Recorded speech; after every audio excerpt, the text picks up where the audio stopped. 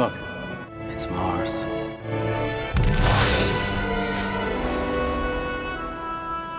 Halo semuanya, selamat datang kembali di channel Ruang Film, sebuah informasi untuk kalian penikmat konten spoiler.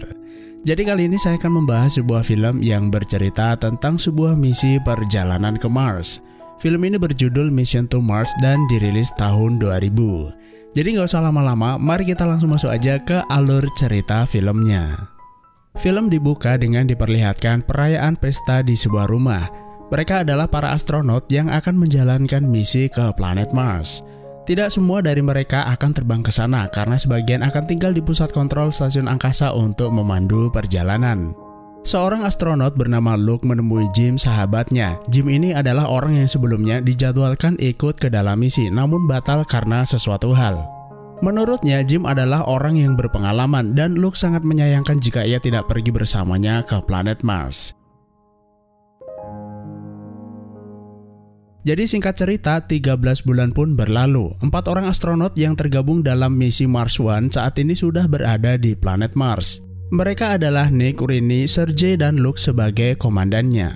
Beberapa hari setelah berada di planet Mars, Luke mengirim sebuah pesan kepada stasiun kontrol angkasa. Mereka menemukan adanya anomali pada sebuah objek yang tertutup lapisan bebatuan. Belum diketahui objek apa yang mereka temukan sampai berhasil mengambil sampel dari tempat tersebut. Pesan tersebut dikirim 20 menit yang lalu dan saat pusat kontrol menerimanya, seharusnya saat ini mereka sudah berada di sana. Setelah sampai di sana, keempat astronot itu menembakkan sebuah sinyal radar. Lalu mereka mendengar adanya suara gemuruh dari dalam bebatuan. Fix it? Hey, Skip. I can fix anything. Lalu mereka melakukan pemindaian untuk mengetahui apa yang ada di dalam sana. Tiba-tiba alat pindah itu mati begitu saja. Kemudian muncul badai pasir raksasa di sekeliling objek bebatuan tersebut. Badai yang terjadi tidak terlihat seperti badai biasa karena membentuk sebuah pola terarah. Kemudian muncul sebuah lubang raksasa di hadapan mereka. Sebuah batu besar menghantam Rini yang membuatnya tewas seketika. Sementara itu, 2 orang astronot lainnya tersedot ke dalam badai pasir tersebut. Setelah badai usai, muncul sebuah patung wajah raksasa yang sebelumnya tertutup lapisan bebatuan. Sementara itu, di pusat kontrol stasiun angkasa, Jim melaporkan bahwa ia mendeteksi sebuah ledakan energi yang sangat besar di planet Mars. Jika dilihat dari skala ledakan tersebut, ada kemungkinan para kru tidak ada yang selamat. Setelah kejadian itu, Jim mencoba terhubung dengan Rimo, satelit mereka yang saat ini mencapai orbit Mars. Dari stasiun tersebut, mereka mendeteksi sebuah sinyal lemah yang diperkirakan dikirim oleh seseorang, dan pesan tersebut ternyata dikirim oleh Luke. Ia melaporkan bahwa mereka mendengar suara dalam frekuensi rendah, kemudian ada sesuatu keluar dari gunung menyerang mereka. Dan hanya ia satu-satunya yang selamat. Setelah itu, pesan selesai. Lalu mereka yang berada di pusat kontrol mulai membahas rencana apa yang akan mereka lakukan. Ledakan energi yang terjadi di planet Mars sudah pasti akan merusak sirkuit elektronik pesawat mereka. Meski Luke selamat, dipastikan ia tidak akan bisa pulang. Kemudian Jim mengusulkan jika mereka membawakan sirkuit baru, mungkin masih ada harapan untuk bisa menjemputnya. Sebagai kepala misi, Ray nggak setuju. Radiasi dari ledakan energi itu mungkin saja masih berbahaya. Selain itu, tidak ada yang bisa memastikan Luke masih hidup setelah mereka sampai di sana. Jim kemudian berkata bahwa Mars One dilengkapi dengan protokol misi tanggap darurat yang akan membuatnya bertahan selama beberapa bulan. Karena memang dialah yang merancangnya. Dengan mempelajari jarak tempuh misi Mars One, mereka bisa menghitung ulang agar bisa sampai planet Mars lebih cepat. Roy akhirnya mau memahaminya dan akan mempertimbangkan usulan tersebut. Kemudian Woody yang saat ini berpangkat sebagai komandan meminta Jim diikutsertakan dalam misi Mars 2. Jim adalah orang yang berpengalaman dan berharap bisa menjadi co-pilot untuk mendampinginya. Awalnya Ray menolak karena sebelumnya Jim itu udah sengaja meninggalkan tes kejiwaan dalam rangka menuju Mars. Hal itu disebabkan beberapa pertanyaan sensitif yang berhubungan dengan mendiang istrinya. Namun karena nggak ada pilihan, Ray pun akhirnya mengizinkannya. Singkat cerita, Jim, Terry, Phil, dan Woody sebagai komandan berangkat menuju planet Mars. 6 bulan pun berlalu dan mereka sebentar lagi mencapai orbit planet Mars. Komandan saat ini melihat kalau planet Mars sedang terjadi badai yang sangat besar. Badai tersebut mengarah langsung ke base camp Mars One. Meski begitu, mereka tetap harus mendarat. Pusat kontrol yang sebelumnya menerima pesan bahwa mereka sudah mencapai Mars mengizinkan mereka melanjutkan misi. Para kru segera melakukan persiapan pendaratan, namun tiba-tiba kapal angkasa mereka dilewati micrometeoroid. Sebuah batu kecil menembus lambung kapal dan membuat mereka kehilangan udara dan tekanan. Gak ada jalan lain, mereka harus sesegera mungkin menambal kebocoran. Namun mencari lubang kecil di dalam kapal angkasa yang besar bagai mencari jarum di dalam tumpukan jerami. Kemudian mereka pun berbagi tugas. Phil akan mereset sistem sementara Sergi pergi keluar untuk menambal kebocoran.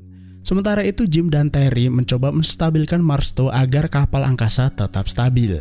Namun kebocoran yang terjadi membuat tekanan atmosfer di dalam menurun drastis.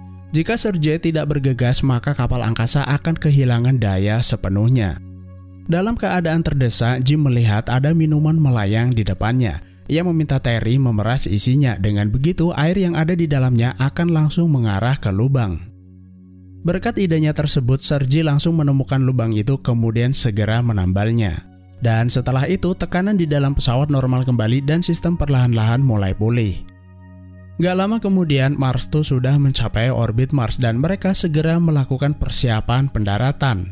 Namun, tanpa mereka sadari, sistem komputer tidak mendeteksi bahwa batu-batu meteor itu telah menembus pipa saluran bahan bakar. Sehingga saat mereka menyalurkan bahan bakar ke roket mendorong terjadi kebocoran. Bahan bakar yang membeku itu bergerak ke arah roket mendorong dan saat mereka menyalakan roket terjadi sebuah ledakan yang membuat Mars 2 meledak. Kapal angkasa itu mulai kehilangan kendali. Jim berkata bahwa mereka harus mencari satelit Remo 2 yang mengorbit di sana. Gak ada jalan lain, mereka harus keluar kemudian menggunakannya untuk mendarat di planet Mars. Keempat astronot tersebut akhirnya memutuskan meninggalkan Mars 2 kemudian bergerak menuju satelit Remo. Karena jaraknya cukup jauh dan harus menghemat jet udara mereka, Woody memutuskan pergi sendirian untuk mengikat tali ke satelit Remo.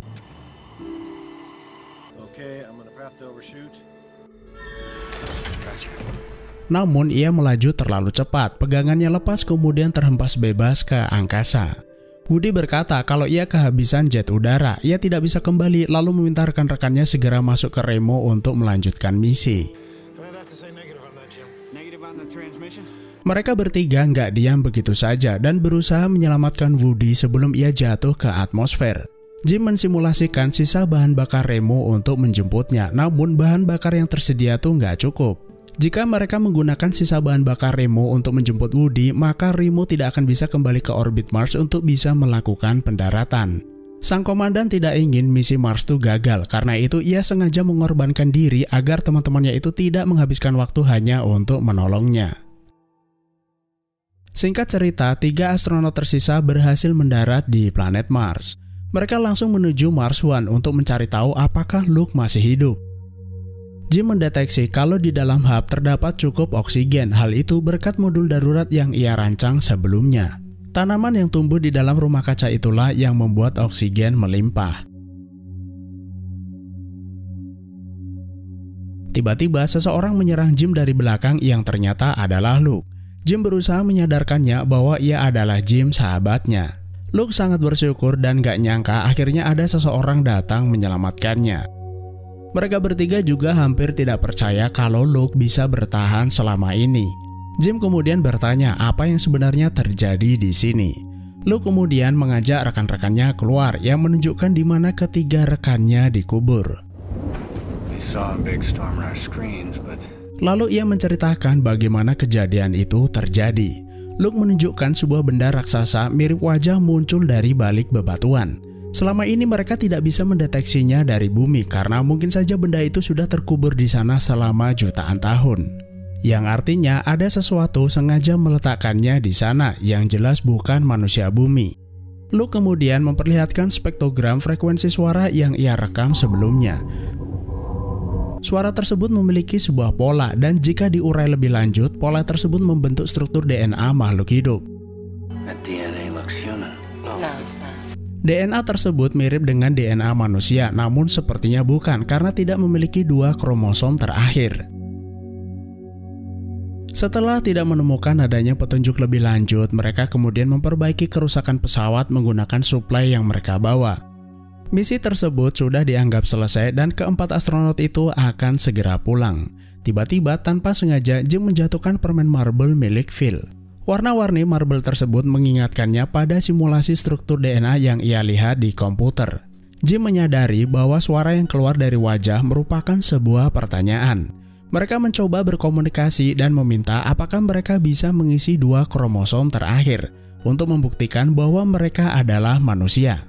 Kejadian yang dialami Luke sebelumnya bisa jadi adalah bentuk dari pertahanan diri mereka. Mereka menganggap adanya tindakan berbahaya setelah Luke menembakkan sinyal radar ke sana. Tidak ada salahnya mereka mencoba memberikan jawaban yang benar dengan melengkapi struktur DNA tersebut. 4 orang sudah tewas dalam misi ini dan jika mereka pergi dari Mars tanpa mendapatkan jawaban, maka mereka semua akan mati sia-sia. Setelah itu mereka menggunakan rover untuk menembakkan sinyal radar ke sana. Jika perkiraan Jim salah, mereka masih bisa selamat karena tidak berada di sekitar wajah tersebut. Sesaat setelah mengirim sinyal, sebuah pintu vertikal terbuka. Sepertinya makhluk asing itu menerima pesan mereka dengan baik dan mengisyaratkan mereka untuk datang ke sana. Dan akhirnya Jim, Terry, dan Luke memutuskan menerima undangan alien tersebut. Sementara itu, Phil menunggu di dalam Mars One berjaga-jaga. Jika terjadi sesuatu, mereka bisa segera terbang ke angkasa. Setelah mereka bertiga masuk ke dalam, mereka hanya melihat hamparan luas berwarna putih.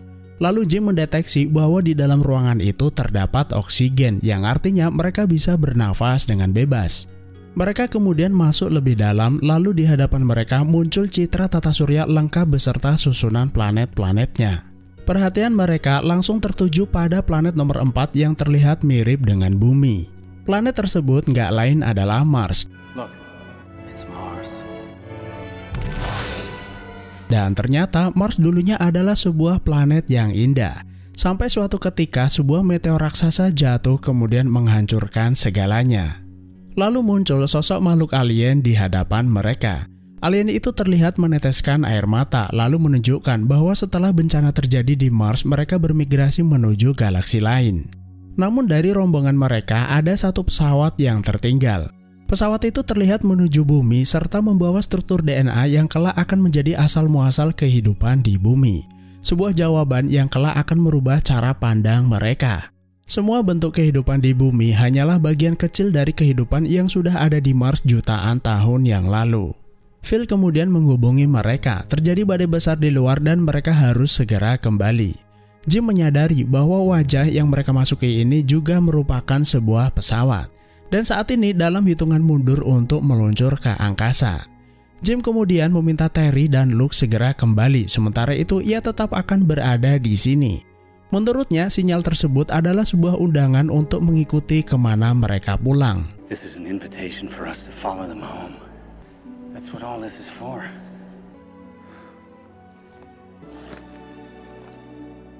Setelah mereka saling mengucapkan perpisahan, Terry dan Luke kembali ke Mars One.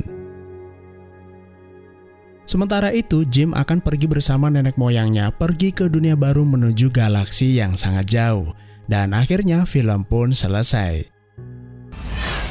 Film ini hanyalah sebuah film fiksi ilmiah yang dibuat semata-mata untuk menghibur. Jadi teman-teman jangan sampai kepikiran tentang materi yang ada di dalam film ini. Terima kasih sudah menonton, sehat selalu buat kalian dan sampai jumpa di next video.